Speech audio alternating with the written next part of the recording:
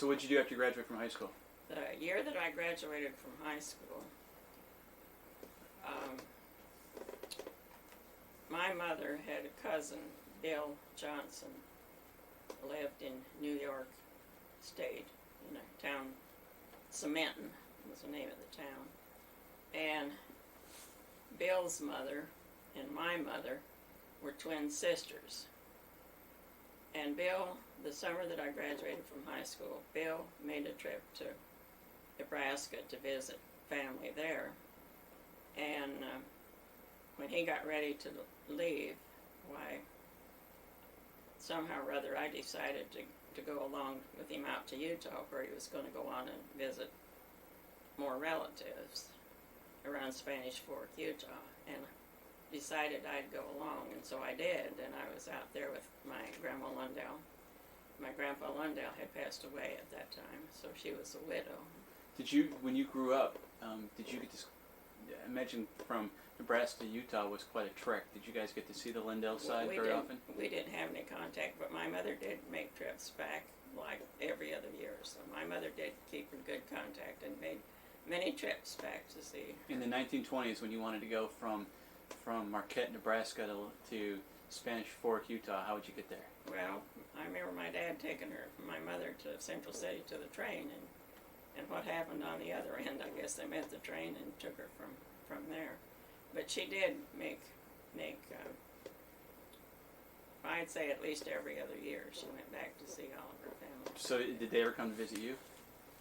Well, my mother's brothers did on an occasion or two, but not much. There was too much distance there, not good transportation. So, but when I went with Bill Johnson, there was somebody else with Bill, but I can't remember now who it was. Now, did you know these guys, or was it just relations that you had? And no, Bill came to see my mother regular. They had good contact. He would go. He was a bachelor who taught school, and every year he liked to go someplace and do something, and pick up some more knowledge, and then he'd take it back to his school. Well, he made a number of trips back, and had been at our place a number of times. But when everybody got ready to leave in Utah and go back, like Bill going back to New York and so on, somehow or other I decided to go to California. Hazel lived in California. When did she move to California? So. Did she go straight from Marquette to California? No, she got married, and she and Bob lived in a couple different places where Bob tried to get employment. But she went out. Must have been in them. Well, it wasn't. I'd say in the late 30s she must have gone out there. But she was there, and I got on a bus and didn't know what I was doing. Got on a bus and went out to California. And I worked at 2 or 3 different places, mostly just labor type work. And so you graduated from high school in 35 or 37. 37. And so you moved to Utah in 37.